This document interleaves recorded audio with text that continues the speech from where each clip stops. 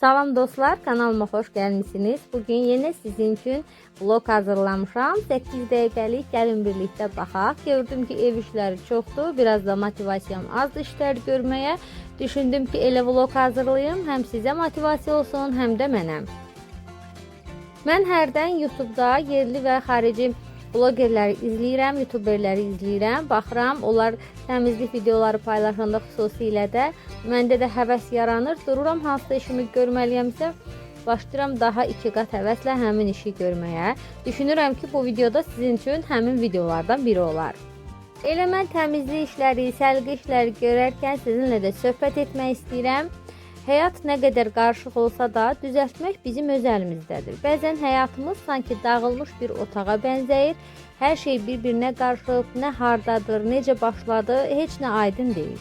İçimizdə qarışıqlıq, beynimizdə səs-küylər, ürəyimizdə bir yorğunluq. Sanki nə qədər çalışsaq da düzəlmir, yenə hər şey qarma-qarışıq görünür. Amma dərin bir nəfəs al və düşün, bu qarışıqlığı kim düzəldə bilər? Yenidən səliqəyə salmaq, yavaş-yavaş qaydasına qoymaq, sakitlik gətirmək yalnız sənin əlindədir. Həyat bir otaq kimidir. Dağılır, amma düzəlir. Sadəcə hər şeyi bir anda etməyə çalışma. Bir yerdən başla, sən bir qab yuyursan, bu da bir başlanğıcdır. Bir əşyanı yerinə qoyursan, bu da bir nizamdır. Bir fikrini dəyişirsən, bu da bir dönüş nöqtəsidir. Hər qarışıqlığın arxasında bir dərs, bir güc gizlənir. Sənin nə qədər güclü olduğunu həyatın ən dağınıq anlarında anlayırsan və o zaman fərqinə varırsan ki, bəli, hər şey qarışıq ola bilər. Amma bu qarışıqlığı səliqəyə salmaq mənim seçimimdir. Unutma, həyat sənə nə qədər çətin gəlsə də, sən onun içində hər şeyi yenidən başlaya biləcək qədər güclüsən. Sizinlə bu gözəl motivasiya söhbətində bölüşmək istədim. Mənim özümə də düşündükcə, danışdıqca, sizinlə bölüşdükcə həqiqətən də çox motivasiya verdi və mən artıq işlərimin bir hissəsini yekunlaşdırıram. Demək olar ki, mətbəx artıq hazırdır. Oranı təmizləyirəm və döşəməni də silirəm. Keçirəm o bir otaqları yığışdırmağa. Bu gördüyünüz işləri demək olar ki, mən hər gün edirəm. Mənim artıq səhər rutin halıma keçib bunları etmək. Səhər oyanıram, yoldaşımı işə yola salıram, qızımı bağçaya aparıram, daha sonra evə dönürəm, səhər yeməyimi yeyirəm. Hərdən səhər yeməyini hamımız birlikdə səhər saatlarında edirik, hərdən isə belə etmirik. Mən səhər yeməyimi yedikdən sonra bugün başladım bu təmizlik işlərini görməyə. Əvvəlcə mətbəxə keçirəm, qabları yuram, mətbəxi səliqəyə salıram. Mən axşam çox iş görmürəm, buna həm həvəsim olmur, həm də ki, ailəmlə vaxt keçirmək istəyirəm, çünki axşam hamı evdə olur. Gündüz saatlarında, xüsusilə də günortaya qədər demək olar ki, evdə heç kəs olmur və mən tək işlərimi qaydasına salıram ki, axşama doğru onlarla maraqlı zaman keçirməyə vaxtım olsun. Təmizlik işlərini yekunlaşdırdıqdan sonra adətən əyləşirəm, özümə bir stəkan çay süzürəm və ya kofe hazırlayıram. Sevdiyim şirniyyatlarla, şirniyyat yeməyi çox sevirəm. Həmin çayımı içirəm və bu mənə bilirsiniz necə ləzzət edir. Ev təmiz olur və mən sanki özümü mükafatlandırılmış kimi hiss edirəm.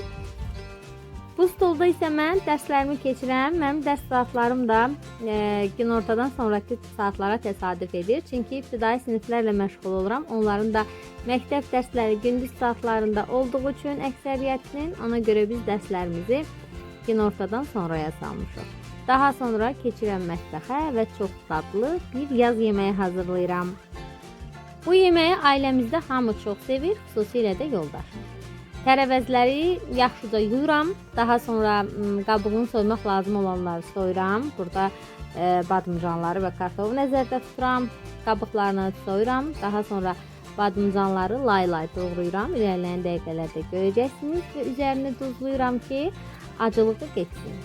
Bu yeməyi hazırlayanda həmişə birinci badımcandan başlayıram. Əvvəlcə onun qabığını soyuram, bayaq dediyim kimi. Duzluyuram ki, o fürsət olsun ki, bir neçə dəqiqə qalsın və acılığı çıxsın və həmin müddət ərzində digər tərəvəzləri hazırlamaqla məşğul oluram. Dostlar, həmişə deyirlər ki, mən dəfələrlə oxumuşam, eşitmişəm ki, deyirlər ki, sən hansısa işi sevirsənsə, həmin işi pula çevirəndə, həmin işlə profesional şəkildə məşğul olanda bu daha maraqlı olur və daha cəlbedici olur, yorulmursan, daha həvəslə çalışmaq istəyirsən.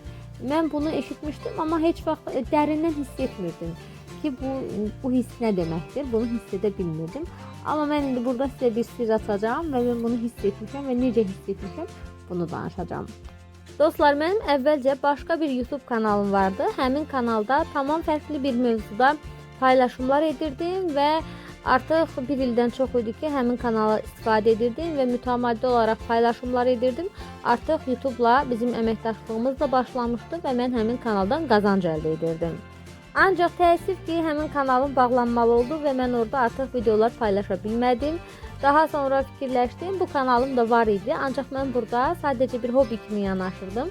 Öz bişirdiyim nələrsə bu kanalda paylaşırdım. Daha sonra yavaş-yavaş başladım gündəlik vloglar çəkməyə. Gördüm ki, bu məni daha həvəsləndirir, daha xoşuma gəlir bu işlə məşğul olmaq. Daha doğrusu bu kanalı fəaliyyətini genişləndirmək. Ona görə də son bir ildən də az zamandır ki, mən bu kanalda daha ciddi şəkildə bu kanal üzərində işləməyə başlamışam və nəticələrim də belə pis getmir. Düşünürəm ki, yaxın zamanda bu kanalla da əməkdaşlığımız baş tutacaq.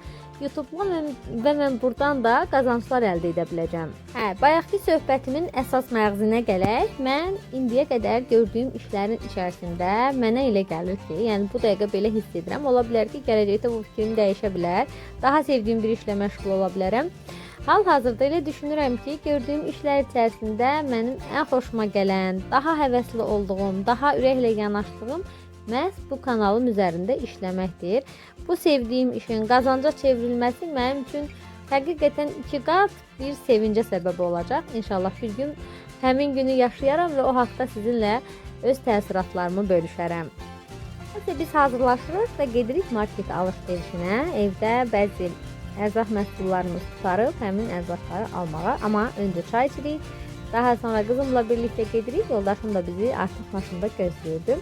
Bu dəfə mən mağazada çəkiliş etmədim. Düzü ötənlərdə mağazada çəkiliş edəndə, düzdür, bu market deyil idi, başqa bir mağazaydı. Orada çəkiliş edəndə sanki satıcıların narazı olduğunu hiss etdim. Üz ifadələrindən, ona görə də düşündüm ki, bu dəfə çəkiliş etməyəcəm. Düzdür, mən çalışıram ki, satıcıların üzü düşməsin və yaxud da öncədən icazə alıb çəkiliş edim, amma nədənsə bu dəfə çəkiliş etmək istəmədim mağazada. Burada sizə aldıqlarımı göstərirəm. Ərzaq məhsullarını demək olar ki, artıq bir ildən çoxdur, hətta 2 il deyərdim, 2 il olur ki, biz eyni marketdən edirik, Nur marketdən, Gəncə şəhərində yerləşən. Burada qiymətlər sanki daha münasibdir, digər mağazalarla müqayisədə və daha keyfiyyətli məhsullar əldə etmək olur. Dostlar, gördüyünüz bütün bu ərzaq məhsullarına hamısına birlikdə 181 manat ödəniş etmişik. Və mən düşünürəm ki, burada gördüyünüz quru ərzaqlar və təmizlik vasitələri bizi bir ay müddətinə görməlidir. İndi görək necə olacaq, mənim hesablamalarım düz çıxırmı? Dostlar, ümumiyyətlə may ayı ərzində artıq ay başlayandan mən bütün xərclərimizi yazıram və bilmək istəyirəm ki, bir ay ərzində biz nə qədər pul xərcləyirik və həmin pulları hara xərcləyirik. Və ayın sonunda bu haqda bir video hazırlayacağım. Sizin üçün də maraqlıdırsa, rəylərdə mənə bildirərsiniz. Sizinlə də paylaşacağım. Görək biz bir ay ərzində nə qədər xərcləyirik və hara xərcləyirik. Dostlar, bu hissədə sizinlə sağollaşmaq istəyirəm. Ancaq sağollaşmadan öncə sizə bir xatırlatma etmək istəyirəm. Əgər mənə dəstək olmaq istəyirsinizsə, kanalıma abunə olmağı unutmayın. Hələlik, növbəti videolarda görüşənə qədər.